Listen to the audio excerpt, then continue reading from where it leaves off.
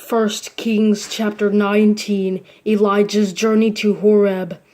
Ahab told Jezebel everything that Elijah had done and how he had killed all the prophets with the sword. So Jezebel sent a messenger to Elijah, saying, "May the gods punish me and do so severely if I do not make your life like the life of one of them by this time tomorrow." Then Elijah became afraid and immediately ran for his life. When he came to Beersheba that belonged to Judah, he left his servant there. But he went on a day's journey into the wilderness. He sat down under a broom tree and prayed that he might die. He said, "I have had enough. Lord, take my life, for I am no better than my fathers." Then he lay down and slept under the broom tree. Suddenly an angel touched him. The angel told him, "Get up and eat." Then he looked, and there at his head was a loaf of bread baked over hot stones and a jug of water. So he ate and drank and lay down again. Then the angel of the Lord returned for a second time and touched him. He said, "Get up and eat, or the journey will be too much for you." So he got up, ate and drank. Then on the strength from that food, he walked 40 days and 40 nights to Horeb, the mountain of God. He entered a cave, and there he spent the night. Elijah's encounter with the Lord. Then the word of the Lord came to him, and he said to him, "What are you doing here, Elijah?" He replied, "I have been very zealous for the Lord God of hosts, but the Israelites have abandoned your covenant, torn down your altars, and killed your prophets with the sword. I alone am left, and they are looking for me to take my life."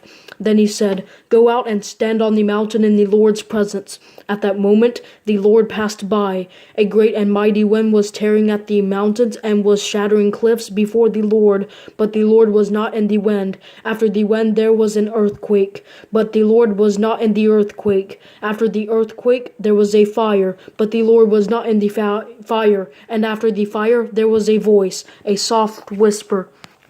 When Elijah heard it, he wrapped his face in his mantle and went out and stood at the entrance of the cave. Suddenly a voice came to him and said, "What are you doing here, Elijah?"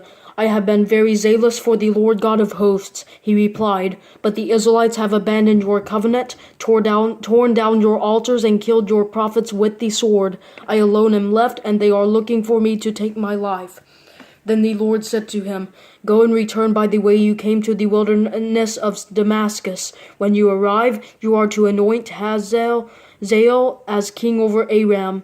You are to anoint Jehu, son of Nimshi, as king over Israel, and Elisha, son of Shaphat from Abel-Meholah, as prophet in your place. Then Jehu will be put to death whoever escapes the sword of Hazael, and Elisha will be put to death whoever escapes the sword of Jehu. But I will leave 7,000 in Israel, every knee that has not bowed to Baal, and every mouth that has not kissed him." Elisha's appointment as Elijah's successor. Elijah left there and found Elisha, son of Shaphat, as he was plowing. 12 teams of oxen were in front of him, and he was with the 12th team. Elijah walked by him and threw his mantle over him.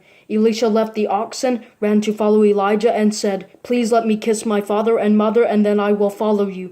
"Go on back," he replied, "for what have I done to you?" So he turned back from following him, took the team of oxen, and slaughtered them. With the oxen's wooden yoke and plow, he cooked the meat and gave it to the people, and they ate. Then he left, followed Elijah, and served him.